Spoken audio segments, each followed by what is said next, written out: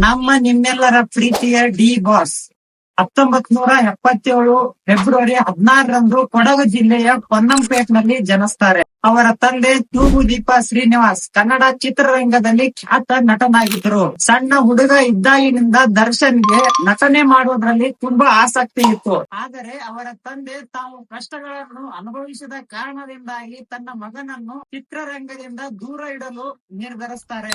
ಆದರೆ ದರ್ಶನ್ ತಮ್ಮ ಹಠ, ಆಸಕ್ತಿ, ಕನಸನ್ನು ಇಟ್ಟುಕೊಂಡು ಮೈಸೂರಿನಲ್ಲಿ ವಿದ್ಯಾಭ್ಯಾಸ ಮುಗಿಸಿ ನಂತರ ನಾಟಕ ತರಬೇತಿ ಕೇಂದ್ರ ಶಿವಮೊಗ್ಗನಲ್ಲಿ ಅಭಿನಯ ಕಲಿತಾರೆ. ಅವರು ನಟ ಆಗೋದಕ್ಕಿಂತ ಮುಂಚೆ ಲೈಟ್ ಬಾಯ್ ಆಗಿ ಕೆಲಸನೂ ಮಾಡ್ತಾ ಇದ್ರು. 2001ರಲ್ಲಿ ಮೆಜೆಸ್ಟಿಕ್ ಸಿನಿಮಾದಿಂದ ತನಗೆ ನಾಯಕ ಪಾತ್ರವನ್ನು ಸಿಗುತ್ತೆ. ಆ ಚಿತ್ರ ಸೂಪರ್ ಹಿಟ್ ಕೂಡ ಆಗುತ್ತೆ. ಅಷ್ಟರೊಳಗೆ ಕರಿಯ, ಕಲಾಸಿಪಾಳ್ಯ, ಸಾರಥಿ, ಕ್ರಾಂತಿವೀರ ಸಂಗೊಳ್ಳಿ ರಾಯಣ್ಣ ಹೀಗೆ ಹಲವಾರು ಬ್ಲಾಕ್ ಬಾಸ್ಟರ್ ಸಿನಿಮಾಗಳಲ್ಲಿ ನಟನೆಯನ್ನ ಮಾಡ್ತಾರೆ. ಸಂಗೊಳ್ಳಿ ರಾಯಣ್ಣ ಸಿನಿಮಾದಿಂದ ಅವರಿಗೆ ರಾಜ್ಯ ಪ್ರಶಸ್ತಿ ಕೂಡ ಸಿಗುತ್ತೆ. ಹಾಗೆ ಫಿಲ್ಮ್ ಫೇರ್ ಪ್ರಶಸ್ತಿನೂ ಕೂಡ ಪಡಿತಾರೆ. 2006ರಲ್ಲಿ ತೂಗುದೀಪ ಪ್ರೊಡಕ್ಷನ್ ಕಂಪನಿಯನ್ನು ತೆಗಿತಾರೆ.